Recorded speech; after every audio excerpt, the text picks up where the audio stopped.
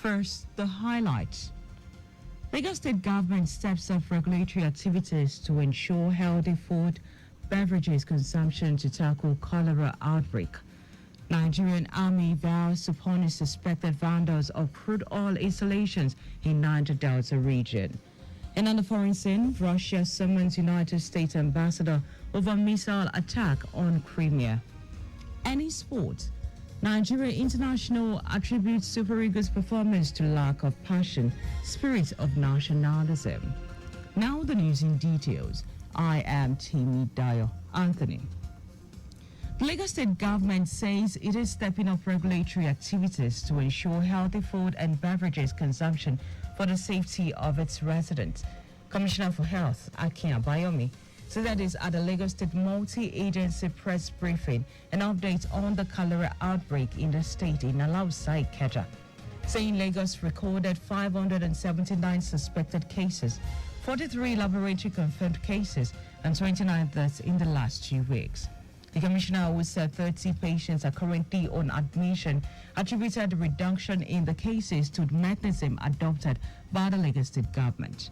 Abayomi said the mechanism include activation of emergency management center, rigorous surveillance to search for the cases, as well as active identification of patients and their contacts. As I said, most of the patients that did die were either brought in dead or by the time they came in, they were so severely dehydrated we could not rescue them, which is why we reiterate that once you develop symptoms, please do not stay at home. While at home, use oral rehydration therapy and present yourself to the nearest facility. He announced that no case has been reported in school since the resumption after the midterm break. Abayomi, who commended the Nigeria Center for Disease Control, NCDC, for sending a team to Lagos to assist in tackling the outbreak, hailed the efforts of World Organization, while Red Cross, Nigeria Red Cross, UNICEF, and the Nigeria Institute of Medical Research, NIMR. Meanwhile, Commissioner for Information and Strategy, Benga Motosho, has called for behavioral change on sanitation to curb the spread of cholera and other diseases. Speaking at the multi-agency press briefing and update on the cholera outbreak, Omotosho said plans are on the way to build new public toilets across the metropolis to curb open defecation. Lagos is a victim of its own success because of some of the problems we have in other parts of the country. People flood into Lagos every day. If you stay at the bus stop, you see them being brought in trucks every hour. And Lagos has no constitutional right to erect a gate there and ask people to obtain visa before coming in. The law does not allow us to do that. But open defecation is very common and it's unfortunate and very disheartening. But it's not as if the state government is just throwing its hands up in the air and doing nothing about it. On his part, Commissioner for Basic and Secondary Education, Jamiu Ali Balogun, said preventive measures were being taken in schools to sensitize stakeholders in both private and public schools in the state. Our health correspondent, Adirayo Iduwolaya, reports that the cholera outbreak, which was initially reported in Lagos on June 5, cut across the 20 local government areas, with Lagos Island, Etiosa, and Kushofe as the epidemic and is being treated free of charge in all public health facilities in Lagos State. Lagos State government has appealed to property owners in the state to pay their land use charge bills for the development of the state. Commissioner for Finance, Abayomi Uluyomi, said that there's during a sensitization and awareness program on land use charge code named and tagged Operation Payers Activation held at Lekki, while noting that the charges contribute significantly to the revenue profile of Lagos State. Oluyomi said the sensitization became necessary after it has been discovered that less than 70% of Lagosians who own properties are paying the land use charge. The commissioner stated that the development of any society is anchored on the adherence of its residents to the payment of their taxes. Land use charge is a civic responsibility. Land use charge is what is called ad valorem tax. It is based on your property, whether developed or not developed. So land use charge is not even targeted at the poor. If we say Lagos State is about 26, 28 million people, the properties we have is not even up to 3 million. And out of that 3 million properties, some people own more than 10. So we are saying that the property in Lagos is owned by less than 1 million people, out of about 28 million. So this tax is not targeted at the masses. It's a tax based on your property that you have in Lagos State. Also speaking, Special Advisor to Governor Babajide Sanwo-Olu on Taxation and Revenue, Abdulkabir Ogunbo, appealed to property owners to cooperate with the state government by allowing officials designated to distribute bills to do their jobs without any attack. The sensitization work, which started from Etiosa local government area with over 500 people in attendance, had different ad hoc staff who will continue with the sensitization and awareness program on land use charge law in different local government areas for 1 month. Still in Lagos State, the Lagos State government has empowered 800 widows drawn from various non-governmental organizations, faith-based societies, the state social register, political and vulnerable groups with a sum of 50,000 naira. Commissioner for Women Affairs and Poverty Alleviation, Cecilia Dada, said that this at a media parley to commemorate the 2024 International Widows' Day with the theme, accelerating the achievements of gender equality with emphasis on strengthening land and property rights. According to her, the state joined the rest of the world in marking the day, focusing mainly on raising the awareness of plight of widows, especially the vulnerable ones and their children. Dada noted that the state government will also push for policies and programs targeted at self-reliance and economic growth that will alleviate the tension of widowhood and stabilize their situations. She emphasized that all agents of socialization must, in fact, be effectively tagged to ensure a society free from discrimination against widows.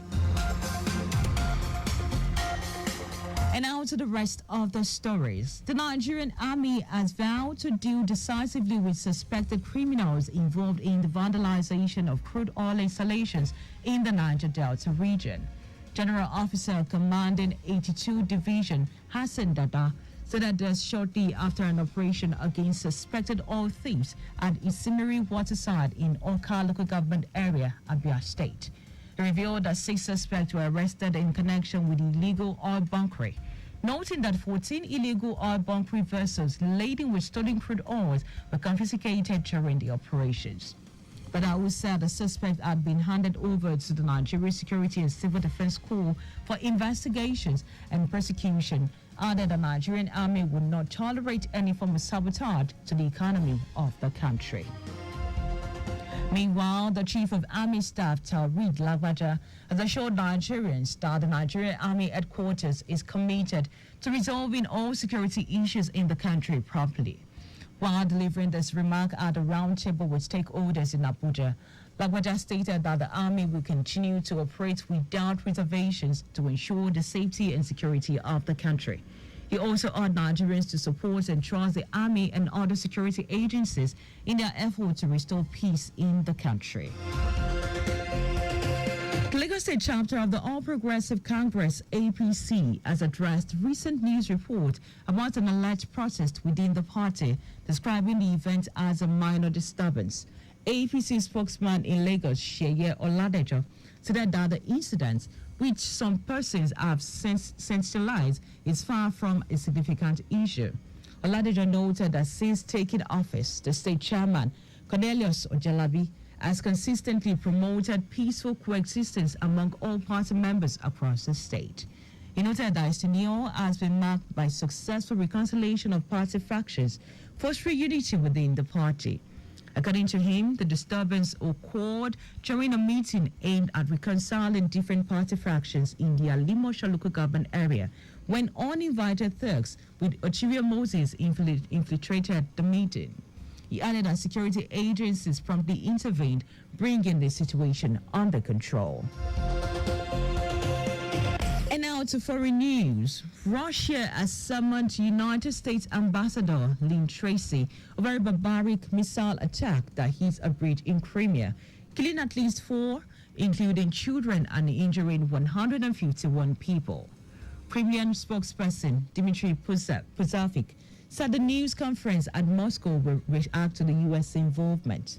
Ministry of Foreign Affairs in Moscow said the recent decision by the U.S. allowing Ukraine to use weapons it supplied on target inside Russian territory risk escalation and may incur consequences. Also, Russian Ministry of Defense noted that Ukrainian attack on Russia-occupied Crimea Peninsula was conducted with 5 U.S.-supplied Army tactical missile systems. And now to sport.